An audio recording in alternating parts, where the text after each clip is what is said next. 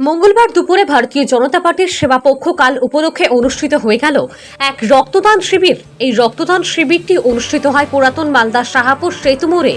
আজকের এই রক্তদান শিবিরে উপস্থিত ছিলেন উত্তর মালদা সাংগঠনিক জেলা সভাপতি উজ্জ্বল দত্ত, উপস্থিত ছিলেন মালদা বিধানসভার বিধায়ক গোপাল সাহা, উপস্থিত ছিলেন জেলা সম্পাদক ও মালদা বিধানসভা কনভেনার স্নেহাংশু ভট্টাচার্য, মুচিয়া অঞ্চল প্রধান পলিতা সহ অন্যান্য কার্যকর্তারা।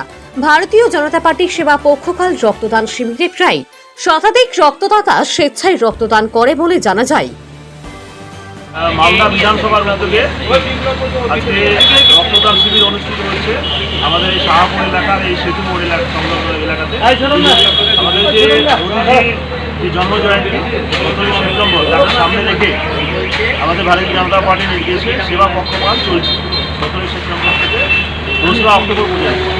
আর সেই সেবা পক্ষকালের অঙ্গ হিসেবে ব্লাড ডোনেশন ক্যাম্প, বৃক্ষরোপণ, সামাজিক অনুষ্ঠান, দুস্থ ব্যক্তিদের বস্ত্র বিতরণ ইত্যাদি বিভিন্ন সেবামূলক কাজ চলছে। তারই অঙ্গ হিসেবে আছে ব্লাড ডোনেশন ক্যাম্প।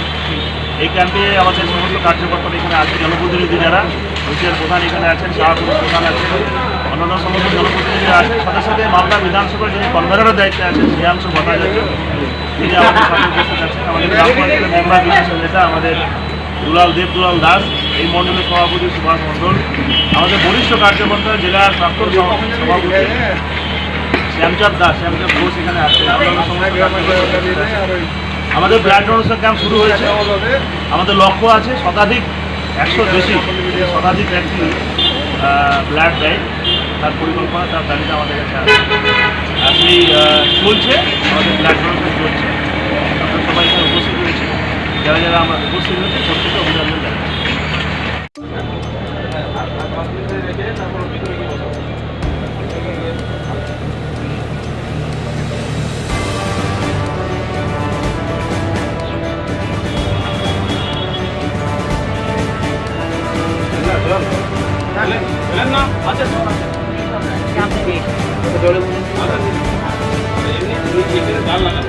জলের বোতল আছে ভিতরে সেখানে